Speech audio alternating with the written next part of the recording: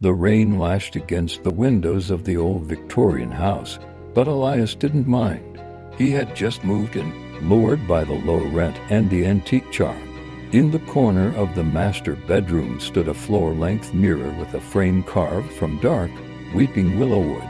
It was beautiful, yet every time Elias walked past it, the air seemed to drop a few degrees. It started on the third night. A faint scratching sound, like fingernails on glass, echoed through the hallway. Elias woke up, his breath hitching in his throat. He followed the sound to the mirror. The surface wasn't reflecting his room anymore.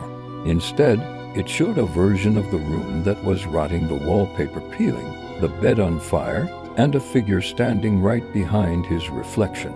He spun around. The room was empty, but when he looked back at the glass, the figure was closer. It was a woman with hollow sockets where her eyes should be, her mouth sewn shut with rusted wire.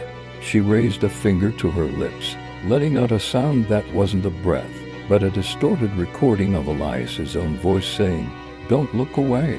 Panic surged. Elias tried to run, but his feet were rooted to the floor. The glass began to ripple like water. A pale, gray hand emerged from the mirror, grasping his throat with a grip like ice. He tried to scream, but no sound came out.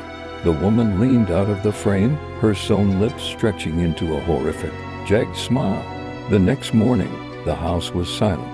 The mirror stood perfectly still in the sunlight. If you looked closely at the glass, you'd see Elias. He wasn't standing in the room, though. He was trapped behind the silver layer, banging his fists against the surface, while the woman with the sewn mouth sat on his bed, wearing his clothes and humming a tune in his voice.